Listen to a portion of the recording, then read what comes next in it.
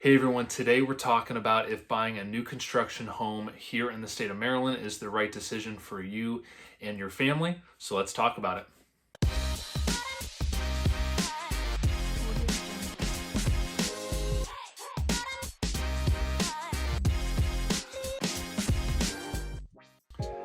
Hey everyone, welcome back to the Living in Maryland channel where we talk about all things living here in the state of Maryland. If that's the kind of information you're looking for, make sure to hit the subscribe button and notification bell so you get notified of our new weekly videos where we talk about all things Maryland. And if you ever have any questions, if you're looking to buy, sell, rent here in the state of Maryland, we love helping out, love taking your calls and getting your messages. So feel free to reach out to the number on your screen. We're always available to help and love doing that. So today we are talking about if buying a new construction home here in the state of Maryland is a good call for you, the right decision for you, and we're going to talk that through today.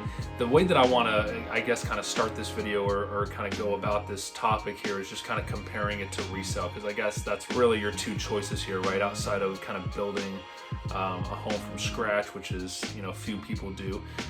So we're kind of going to attack it that way as far as comparing it to buying a resale home versus buying a new construction home, the differences and kind of what you can expect there. All right, so first thing I want everyone to be aware of is that when you are looking to buy a new construction home, in regards to Maryland's state transfer and recordation fees, which total about 3% total between buyer and seller. The builders it's kind of an industry standard that they make the buyers pay all of that. And I would estimate about 3% for that. It can vary slightly depending on the county that you're looking to purchase in, but 3% is a good estimate for the total of those transfer rec charges here in the state of Maryland. In resale, it's pretty common practice to have those split equally. For example, on a $500,000 home, 3% would be $15,000. Resale, traditionally, and it's common practice that those would be split equally, so the buyer would pick up $7,500 for those and the seller would pay $7,500. In new construction, builders always make the buyer pay that entire $15,000. Definitely something you want to be prepared for and just kind of know going in that's coming. For whatever reason, I've tried to kind of figure out why it is. I've never been able to get a straight answer, I guess they just all do it, and they've been doing it for a long time. So just know that you're gonna have to take all of that on if you are considering purchasing a new construction home. All right, second thing you want to be aware of if you are considering purchasing a new construction home is that all builders draw up their own contracts. So, and each builder is going to draw up their own one. So if you are buying a home from Lennar, the Lennar is going to have their own contract versus builder B over here. They're going to draw up their own contract. When you compare that to resale, we use a state contract, Maryland Association of Realtors state contract. That's pretty uniform. It's going to be the same contract, no matter what home you buy, right? So that's just a difference that you want to expect there, and that's important to know just because each builder can put, that may put different things in the contract that you want to just make sure you're keeping an eye out for, and you want to be extra thorough with reading through the contract when you're buying new construction, because those contracts can be different builder to builder. So you just want to keep an extra eye out for that kind of stuff. All right, next let's talk about earnest money. So earnest money is a good faith deposit. It's pretty common throughout all states that I've heard. In Maryland, we call it a good faith earnest money deposit. When you get a contract for sale on a home is when you submit the earnest money, right? It's a good faith deposit that's given by the buyer. Typically on a new construction home, you're gonna see something like $10,000 when you sign the contract. And then typically halfway through the contract, they're typically gonna look for a second one, another $5,000, another 10 grand. That's something that is usually pretty common, so you can expect that. In resale, it's usually one, so it's almost always one. There's never really a second one. And then in resale, your realtor's brokerage, they hold the earnest money on a resale transaction, right? So if you're buying a home, your realtor's company is going to hold that earnest money, and it's going to be completely separate. The seller is going to have zero access to that money. If there's ever a dispute, if you ever have to walk away from that deal, your agent's brokerage is holding on to that. Really kind of gives you a little bit of a better feeling than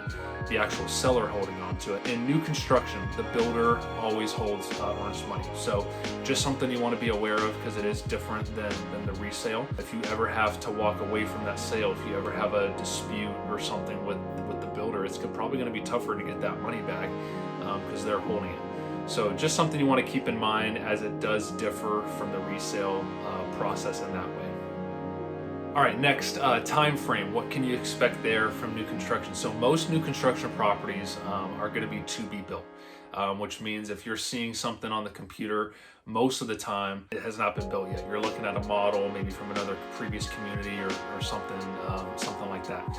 So that's something you want to be aware of. On average, you're looking at about 6 to 9 months from signing a contract until delivery of that home. So that's something, if you're coming from out of the state, if you're working around an existing lease or something like that, it just helps to kind of get an idea of setting up that transition. So if you are buying a resale home, we're looking on average of 30 to 45 days from signing a contract to keys in hand closing on that home.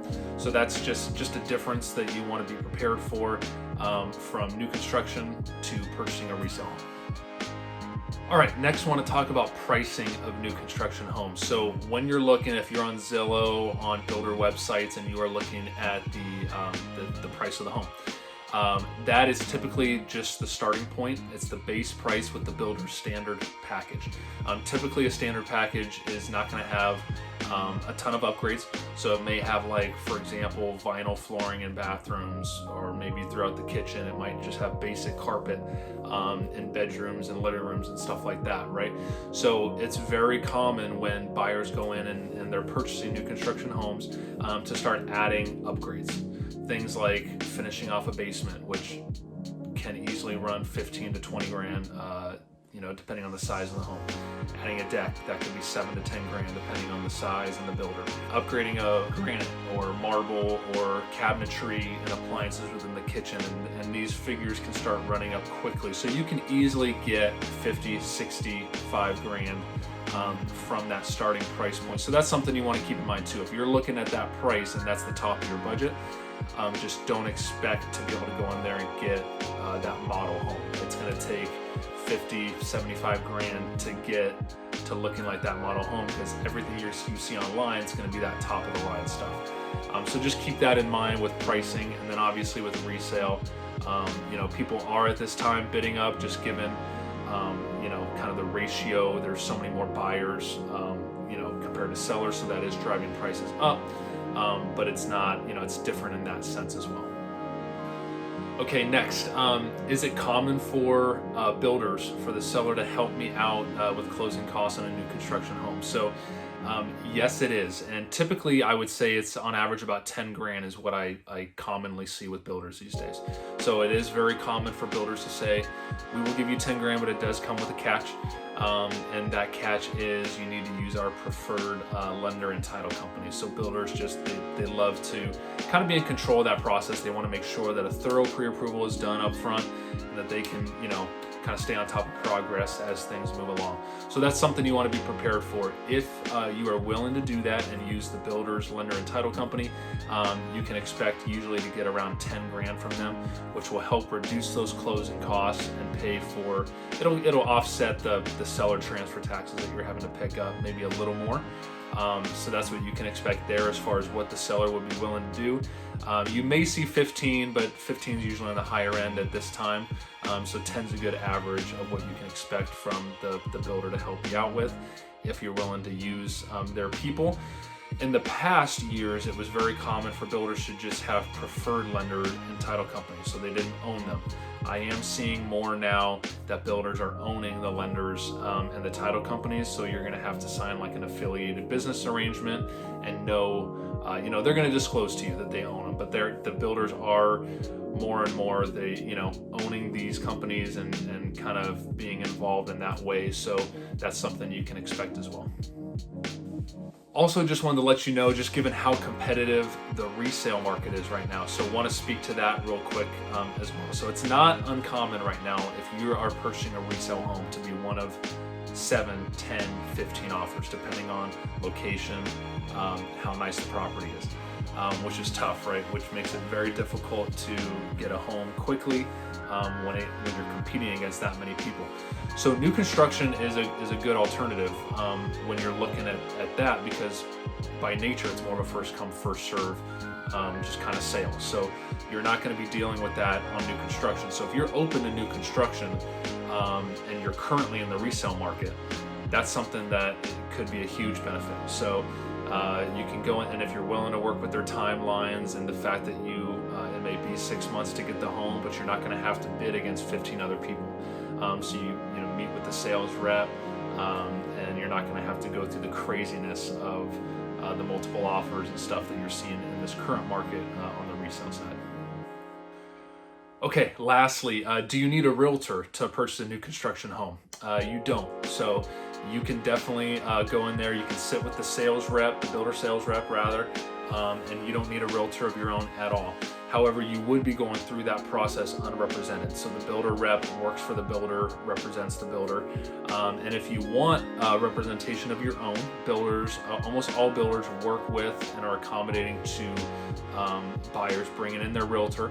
They just want you bringing them in your first time at the location, because they typically have a pretty strict sign-in process so that they're aware.